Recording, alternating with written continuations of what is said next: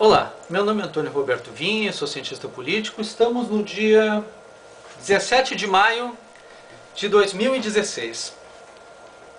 E hoje eu vou falar sobre fabianismo. Tanto falam sobre isso, fabianismo, como se fosse uma coisa extremamente negativa, uma coisa pejorativa. E eu entendo que, em algum sentido, até pode ser colocado desse modo, realmente. Quem é fabianismo? O que é fabianismo? Fabianismo, segundo estamos aqui na Wikipédia, que todo mundo procura nas redes sociais. Então, se vocês procurarem na internet, na Wikipédia, está lá escrito que segundo a Guerra Púnica, o quinto Fábio Máximo, Cunctactor, o que adia em latim.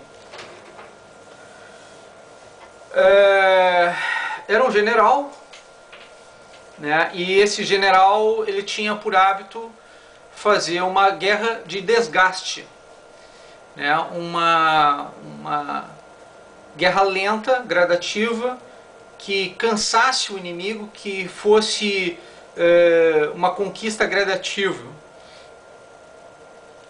E modernamente levada para o socialismo, foi colocada como uma prática, uma técnica, né?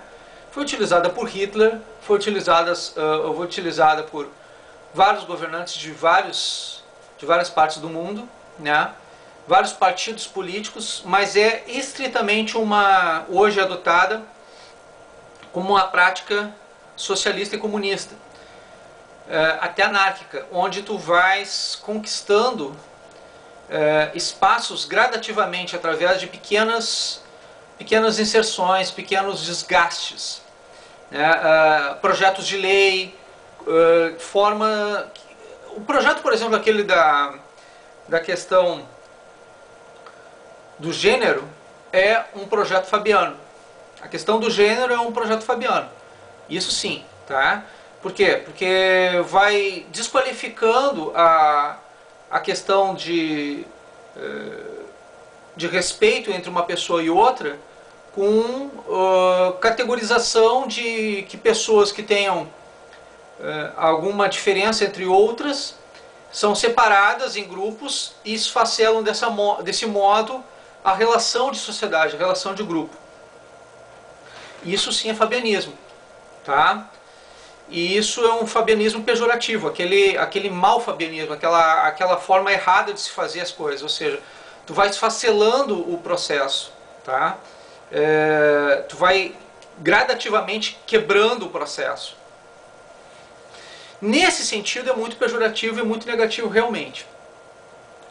Mas se tu colocares a questão como um projeto de conquistas gradativas, e com uma ideia de caminho do meio, ou seja, taoísmo, não tem nada a ver com algo negativo nesse sentido, porque o taoísmo é o caminho do meio na questão oriental, e o equilíbrio de forças. E na economia existe, e aí vai a dica de livro de hoje, tá? Paul Hughan, História das Doutrinas Econômicas, tá? Editora Atlas. E aqui no final tem Joseph Schumpeter, tá? Joseph Schumpeter. E ele faz exatamente a teorização, eu recomendo leitura direta dele também.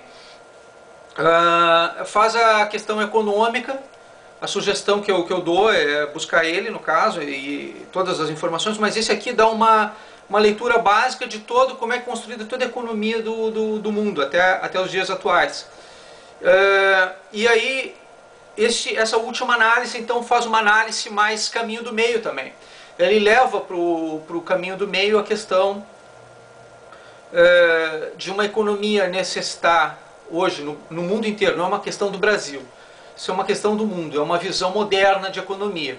a gente precisa encontrar um caminho do meio entre as necessidades do social para se construir uma sociedade, né, onde tu consiga ter dar condições para que o mercado se amplie, e para isso tu tem que dar condições para que as pessoas tenham emprego, trabalho,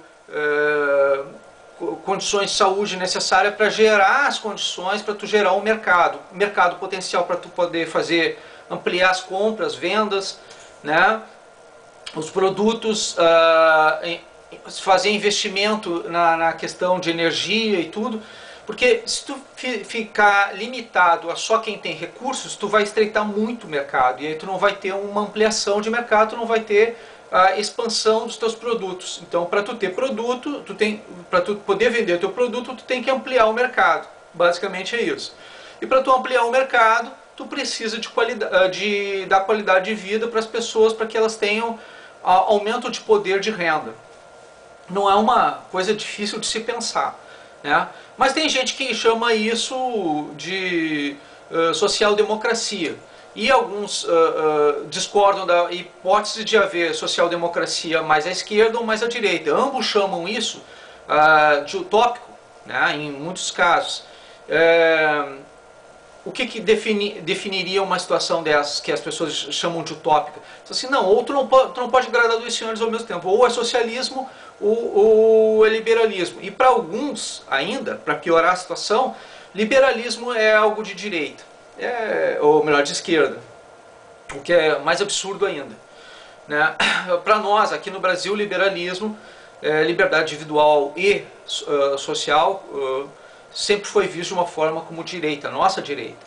Então não importa o que os outros pensem ou deixem de pensar, se lá nos Estados Unidos, por exemplo, o Partido Liberal é o partido de esquerda, aqui no Brasil não é. Aqui os projetos liberais são de direita. Então a realidade aqui para nós é que a nossa direita ela trabalha com um projeto de liberdades individuais e coletivas. Liberdade de mercado e coisa assim. Tá? Então, nós estamos nessa linha de entendimento. A ultradireita aqui, o ultrarradicalismo, o anarcocapitalismo, ele não funciona no Brasil, ele é mal visto, é visto como algo radical. É tão mal visto quanto a anarquia ou o comunismo radical. Então, exagerar nesse sentido aqui, o eleitor brasileiro tende a votar sempre de uma forma mais conservadora, mais ao centro. E essas discrepâncias que estão tentando fazer para radicalizar a política nacional é exatamente para que as pessoas se cria aqui uma rejeição de grupo contra grupo. Isso é fabianismo. Isso é o verdadeiro fabianismo. Essa meta de separar para conquistar, esse é um projeto real fabiano. Isso é de desgaste, né? Então quem te acusam do que tu é, né? Tu acusa os outros do que tu é. Então tu diz assim, eu vou chamar ele de Fabiano para tirar a ótica de mim, tirar o foco de mim, né? Então o que acontece? Aí as pessoas vão dizer assim, mas aquele cara não merece meu respeito porque ele é fabianista, isso aqui. Tudo na vida pode ser desgastado e pode ser desqualificado. Todas as filosofias podem ser bem empregadas e mal empregadas. Dentro de um processo democrático de qualidade total, qualquer partido tem seu espaço dentro de uma democracia saudável. Qualquer ideologia tem, inclusive a comunista, inclusive a anárquica. Só que um momento que tu chega no poder e tu abusa desse poder, ou tu rompe com as estruturas, ou tu tem projetos de conquista e manutenção do poder, uma vez conquistando, de não mais permitir a democracia em si, o que tu está fazendo? Tu está rompendo com a democracia, tu está rompendo com a legitimidade e a legalidade do processo. Então, o abuso dos extremos é o que preocupa dentro de um processo democrático. Daí porque a maioria das pessoas prefere sempre votar mais ao centro, né? E daí porque também não há necessidade de ter 30 e poucos partidos no Brasil. Só 2 já estaria bom e não aconteceria mais esse processo. Eu sou defensor do bipartidarismo nacional, então não sou fabianista, né? Eu acredito mais, como Schumpeter, num caminho do meio, num equilíbrio de forças entre o que seria direita e esquerda, mas que na prática seria a mesma coisa, com algumas tendências um pouco mais. Então a esquerda seria o quê? Seria um foco maior no social, em projetos sociais. E a direita seria o quê? Seria um foco maior nas liberdades de mercado. Basicamente seria isso. Então, esses dois partidos, quando contrapostos um com o outro, ou contra essas duas ideologias contrapostas umas com a outra, porque o modelo administrativo do futuro, ele não tem nada a ver com ideologia. As ideologias estão desgastadas no mundo inteiro. Então, o que seria para fortalecer um país hoje em dia? Não ideologia. Modo administrativo, modelo administrativo. E alguns modelos um pouco mais fortes de um lado, outros mais fortes do outro. Mais fracos de um lado, mais fracos do outro. Depende muito de como a gente vai fazer o modelo administrativo do futuro. Mas isso é uma tendência global, isso não é uma questão do Brasil. Os desgastes ideológicos estão sendo naturais, e daí o modelo padrão conservador, o que seria um partido único, seria viável para o mundo inteiro. Só que neste caso, a gente está tratando aqui de um modelo administrativo com um sistema bipartidário, onde um lado seria mais intenso de uma forma e outro lado seria mais intenso de outra. Ou seja, um lado fortaleceria mais as vantagens sociais e o outro seria para fortalecer mais as liberdades econômicas e as liberdades individuais e coletivas, digamos assim. Não tem muita diferença, gente. Isso é para mostrar para vocês que tem muita gente que cria teorias da conspiração, mas existem teóricos que você pode pesquisar dentro das universidades e que vão explicar o que é a realidade para vocês. Não acreditem em qualquer um, porque tem muito factóide, tem muito sofista por aí, tem muita gente inventando moda por aí, e quando tu inventa muita coisa, quando tu cria muita coisa, ainda mais quando tu cria para separar as pessoas, não unir elas, algum problema tem.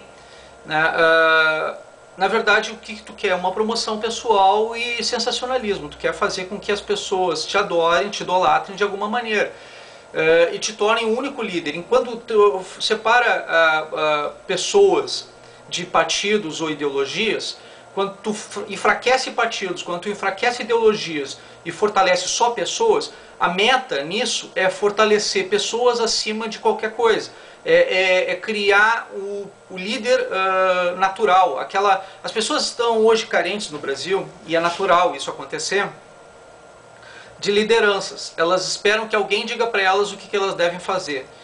Isso porque nós somos fruto de uma cultura de doutrinação. Nós somos frutos de uma cultura de paternalismo, de messianismo. E estamos passando por um processo de transformação, de evolução social, onde nós não precisamos mais dessas dependências, onde cada um de nós é seu próprio mestre.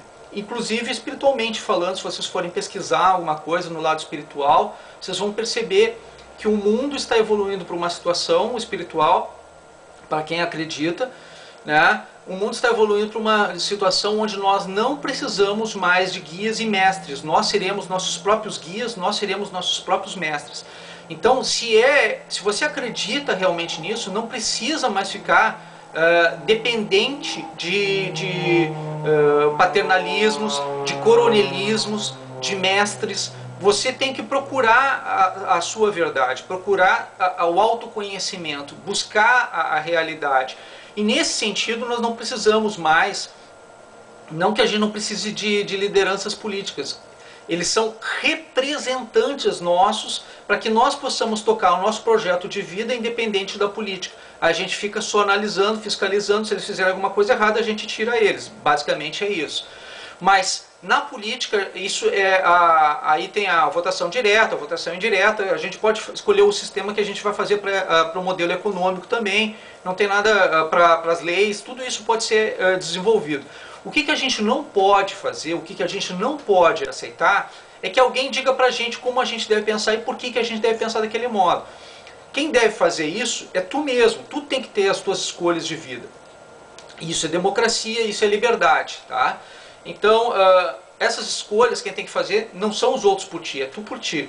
E se alguém pega e cria uma situação de terrorismo político ideológico, filosófico, antropológico, sociológico, de tudo que é maneira, até legal, para tu te prejudicar de alguma maneira, para tu parar de pensar e tu conseguir só ter medo das coisas que estão te cercando, como se nada que tu fizesse fosse dar certo, isso na verdade é uma autopromoção pessoal, é tentar criar novos líderes, novas identidades e determinar quem é quem pode e quem não pode. Então daqui a pouco eu fico dizendo para alguém assim, olha, essa pessoa vale, as outras não valem. Essa pessoa tem qualidade, as outras não prestam. O que eu estou fazendo com isso? Eu estou separando de um grupo, tá?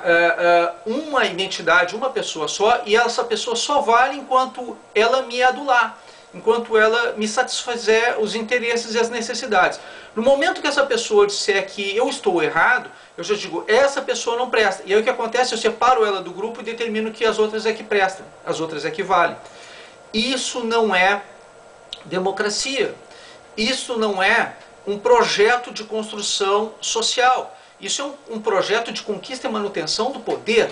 Isso é uma autopromoção pessoal, tá? E isso sim também é fabianismo. Então as pessoas que me acusam de eu ser fabianista, muitas delas, pelas práticas delas, vocês vão perceber, são sim fabianistas, tá? Elas são fabianistas, elas estão agindo dessa maneira. Então me acusar do que elas são é exatamente o que elas querem, né? E no momento que eu peguei e disse num vídeo passado, quer me chamar de fabianista, você pode me chamar? Pois é, acontece o seguinte, quando eu entendia, e aí eu fui estudar um pouquinho mais a fundo o porquê de falarem isso aí, quando eu entendia a questão do fabianismo eu entendia dessa maneira, como uma questão de caminho do meio, eu não me importava. Mas da forma pejorativa que eu fui analisar a questão, realmente não me interpreta, isso não... Porque eu sempre busquei o caminho do meio, eu sempre busquei o equilíbrio de forças, então não me afetava esse tipo de coisa. Só que da forma como as pessoas estão utilizando, do modo como as pessoas estão utilizando, da maneira que isso está sendo empregado, ou seja, com uma destruição de algo, a desconstrução de algo, isso não me pertence, isso não faz parte de mim. Eu construo as coisas, eu faço as coisas, eu promovo o fortalecimento das estruturas. Então isso não me representa, isso não faz parte de mim. Agora vocês podem, com essa informação, saber quem realmente age e de que maneira age. E aí vocês vão ver que, à medida que eu estou explicando isso para vocês, vocês estão se dando conta de que aquelas pessoas que dizem uma coisa para vocês, elas não são exatamente aquilo que elas dizem. Elas estão desconstruindo uma outra realidade com a intenção de fazer alguma coisa. Eu não quero destruir nada para começar tudo do zero. Eu quero corrigir os erros e fazer o melhor possível. E quando identificada essas situações danosas para a sociedade, tolir esses danos para promover a qualidade total. Agora, isso é uma coisa minha, isso é uma coisa pessoal minha, do Antônio, isso é uma postura minha. Cabe a cada um de vocês decidir o que vocês querem para vocês. E não seguir um mestre. Eu não quero nem que sigam a mim, eu não quero ser mestre de ninguém, mas eu não quero que vocês sejam idólatras de pessoas que agem de má fé, tá? Dizendo que sabem muito, que sabem demais e que na verdade não sabem porcaria nenhuma, patavinas nenhuma. Muito obrigado pela atenção dispensada.